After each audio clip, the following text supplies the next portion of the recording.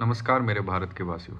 वैसे तो आज मैं बलूचिस्तान और पाकिस्तान के बारे में बात करने वाला था, लेकिन कल रात में जो न्यूज़ आया उसके वजह से मैं आज सिर्फ ट्रम्प और इंडिया के बारे में बात करूंगा।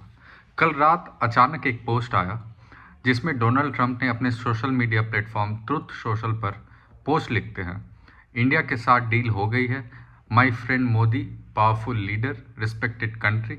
दोस्तों बस यही एक पोस्ट और उसके बाद मार्केट में उछाल देखा गया, स्टॉक मार्केट इंक्रीज किया, डॉलर रुपीस का इक्वेशन स्टेबलाइज हो गया और जियो पॉलिटिक्स में वापस से हलचल चालू हो गई। अब सवाल ये है, क्या सच में डील हो गई है? क्या इंडिया दबाव में आ गया है? रशिया को ऑयल छोड़कर क्या अब इंडिया वेनेजुएला से ऑयल खरीदेगा? इन सारे सवालों का जवाब मैं आपको दूंगा जो आपके मन में चल रहा होगा अभी। सबसे पहले ट्रम्प के क्लेम पे आते हैं। ट्रम्प का कहना है कि नरेंद्र मोदी जी से बात हो गई है, trade, Ukraine war, oil import सभी पे बात हुई है और फिर वो अनाउंस करते हैं कि यूएस ने इंडिया पर टैरिफ 50% से घटाकर 18% कर दिया है। रेसिप्रोकल टैरिफ भी कम होंगे। इंडिया यूएस से ज़्यादा एनर्जी, टेक्नोलॉजी और एग्रीकल्चर प्रोडक्ट्स खरीदेगा।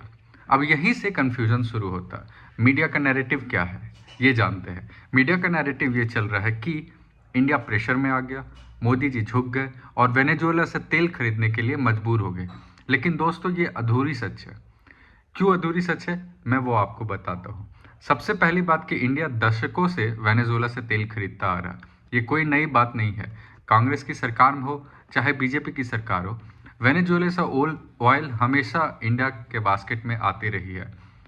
इंडिया ने वेनेजुएला से ऑयल कम क्यों किया था, उसका सीधा रीज़न ये था कि वेनेजुएला पे सैंक्शन लगे थे, प्रोडक्शन घट गई थी और यूएस की खुद की कंपनियां वहां इन्वेस्ट करने से कतरा रही थी। तो ये कहना कि अब मजबूरी में इंडिया तेल खरीद रहा है, फैक्चुअली एक गलत बात है। अब दूसरा इंपॉर्टेंट बात, मोदी जी का रिस्पॉन्स कहाँ आया? मोदी जी ट्विटर, जो कि अब एक्स है, उस पर लिखते हैं, wonderful to speak to my dear friend President Trump. ध्यान देने वाली बात यह है दोस्तों कि मोदी जी ने काफ़ी समय बाद डियर फ्रेंड शब्द का इस्तेमाल किया। टैरिफ वॉर के दौरान ये लैंग्वेज बिल्कुल ही गायब थी। अब लैंग्वेज वापस आ गई है क्योंकि टैरिफ रोल बैक हो गई है। अब असली सवाल ये है कि ट्रम्प ने ये डील अनाउंस क्यों की? सीधा सा आंसर जेनजी के फॉर्म में अगर मैं दूं तो फोमो।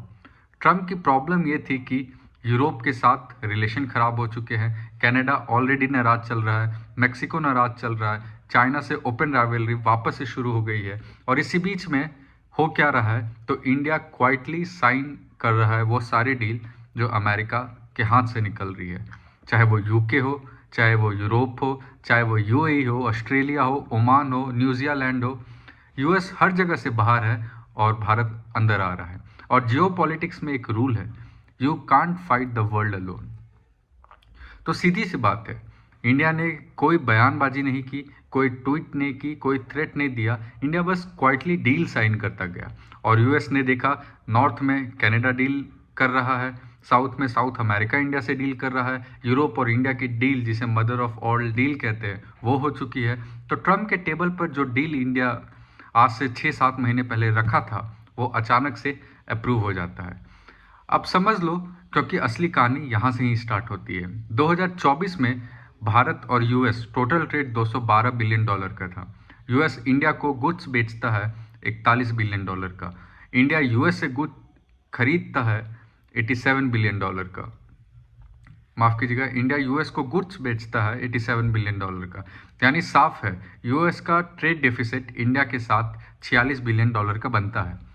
ट्रम्प को यही चुभता है। टैरिफ इसी फ्रस्ट्रेशन का एक एग्जाम्पल था। लेकिन अब जो टैरिफ वापस से 18% हो गया है, तो इसका मतलब क्या है? इंडिया अब चाइना, बांग्लादेश, वियतनाम और ज़्यादातर एशिया कंट्रीज़ के कॉम्पिटिटिव एक्सपोर्टर बन जाएगा, क्योंकि चाइना ऑलरेडी 34% टैरिफ पे है, बांग्लादेश पे 20%, वियतनाम पे 20%, लेकिन भारत पे सबसे कम 18% है।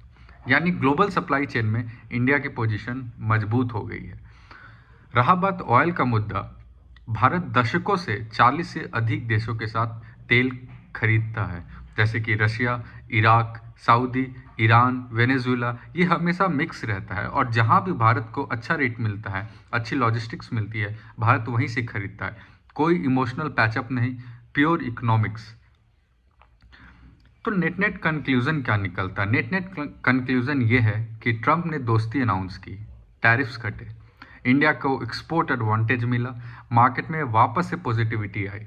लेकिन ये वन डे इवेंट नहीं है, इसके लेयर बाय लेयर है जो आपको धीरे धीरे महीनों में समझ आएगा। यह डील सिर्फ ट्रेड की नहीं है, इंडो पैसिफिक बैलेंस के लिए है, चाइना को कंटामिनेट करने के लिए है और ग्लोबल अलायंस को वापस से रिगेन करना यूएस का मेन मुद्दा रहा है।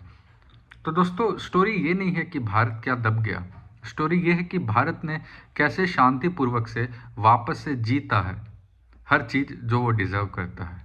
आज के नाइट ब्रीफ में बस इतना ही। जय हिंद, जय भवानी।